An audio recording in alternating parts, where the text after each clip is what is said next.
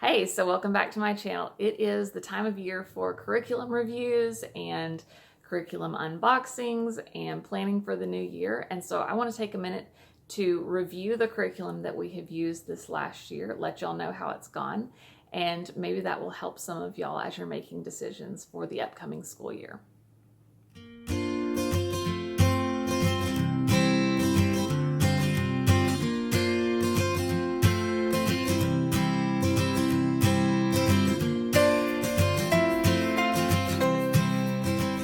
So if you're new here, my name is Alina, and we like to share some of our gardening and homeschooling here on this channel. A lot of it is for our own records so that we can go back, see what we've done, see how it worked, but we know that's interesting and helpful to a lot of people, so we wanted to do it in a way that we can share it with others. So we're going to be going over the curriculum that we used for first grade for this past school year, 2020-2021. And let you know how it's gone. Some things, there's not a whole lot to say other than, hey, it went well. But there are a few that I wanted to go into a little bit more. So let's go ahead and get started. So to start off with, I want to talk about our Bible curriculum. I've had a few people ask about this, and so I wanted to go into a little bit more detail. We used the Gospel Project Home Edition, and it's a one semester book. So we did the first and second semesters this year. And I want to show y'all how it works. I picked week 9 of the second semester as an example. And so it's about Ruth and Boaz, and every week is the same. It starts off with a preview so you can see what you're going to read, and then it gives a connection to Christ, which I think is very important, and it's not always done enough. It also talks about a big picture question that you're going to review with your kids every day, and a memory verse if you want to do it, as well as a list of any supplies that you'll need. And so each day it'll give you kind of a little summary of what you're going to be doing, and then it gives a section for the parent to read, and then it gives you a script of what to say to prepare their hearts, and then you actually have the lesson. And so they'll give you just like a summary of what you can read. It'll have bold words so you can make it even shorter, or you can just read the whole passage. So for this week, the passages were about 20 verses long. So it's not bad. Sometimes they're longer, and so you may want to summarize, but sometimes you can just read it straight from the Bible. And then there'll be application and review questions, and then it will tell you when you can use, going over the memory verse, or using the workbook, or watching the video that is on the DVD that comes with it. And then it is set up in a 4-day schedule, but it does have an optional 5th day. So Friday is called Fun Day. So you don't actually learn anything new, but you can either go back and finish up some things you haven't been able to do, or they do give some options for field trips or projects. And so for Ruth and Boaz, the field trips were visiting a farm to learn about wheat, or meeting someone from a different culture. And then some of the activities were making a meal for a family, or making bread from scratch. So that gives you an idea of what a week looks like. We're easily able to do it just at the breakfast table while we're eating breakfast, and so it's been really easy to incorporate that throughout the year. Some things that have gone well, I've got my stack over here. Our Logic of English, we did books C and D, and we're about halfway through D right now. And so that's going really well, and we like that a lot. And then with our Dimensions math, we did level 2A and 2B, and we've enjoyed that as well. I did supplement in with a few Usborne activity books. In addition to these, I also did the addition and subtraction, but we've already finished that one. And so I like these as just a fun way for the kids to practice what they're learning and get some review in without it just being, a boring page or something that I have to come up with. So it's easy to just say, here, do this page, and it gives them a little bit of extra practice and review. All right, so on to the next thing was our history. And this one, it went really well, but I do want to talk about it a little bit because I don't see this one a whole lot. I mentioned that in my curriculum video last year, but I really love Truth Quest history. It can be overwhelming for people who feel like they need to do everything that a curriculum tells them, but you just have to go into it knowing that it's a comprehensive list of topics as well as books within the topics, And so you just have to pick what you want to do, and just know that even with just skimming over it and trying to just hit the high points, you're still going to easily have a full year. So the first year that we did goes from Leif Erikson to about the Declaration of Independence, Constitution. And so it's been really great. We have a couple spine books that are recommended, and so we use those periodically, but a lot of our books are either from the library or from a used book sale or a used bookstore in town or thrift books if I really can't find something that I need. But I just love the approach of it, not just sitting down and reading a textbook, but reading these stories about people and really making it come to life. And at this point, I haven't added anything in extra. I know sometimes history can be optional even for a lot of people at this point.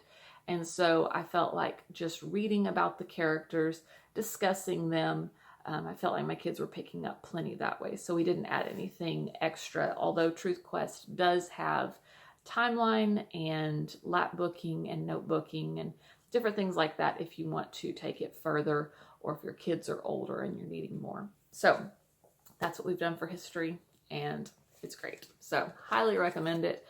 Go check them out.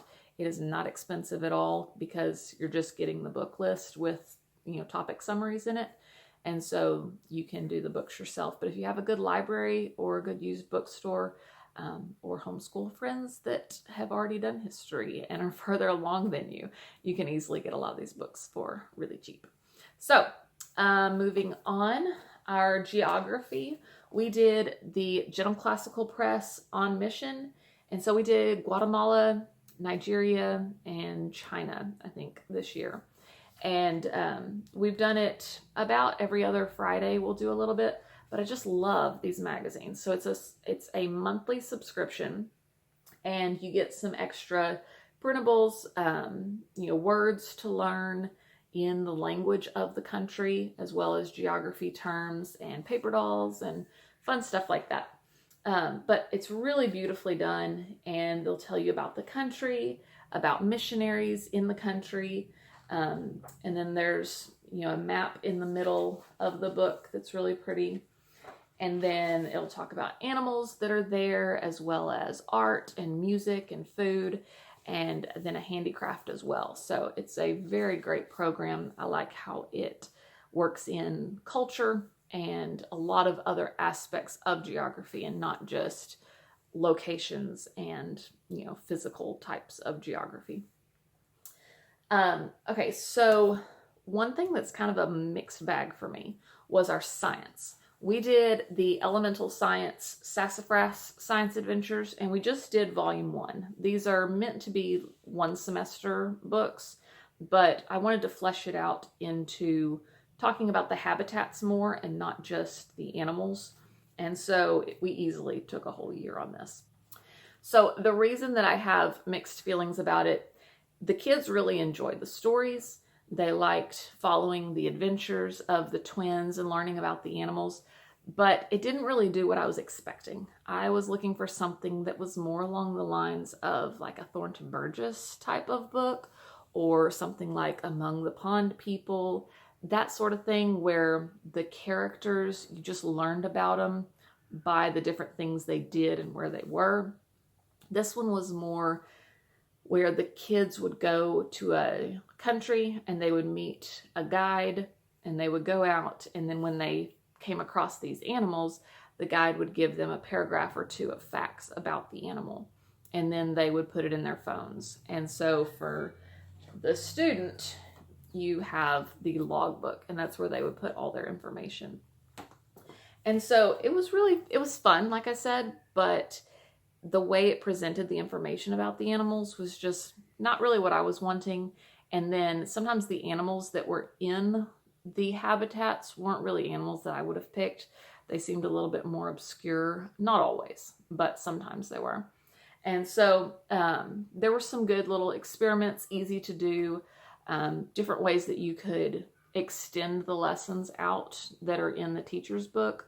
But like I said, it just wasn't exactly what I had hoped it would be.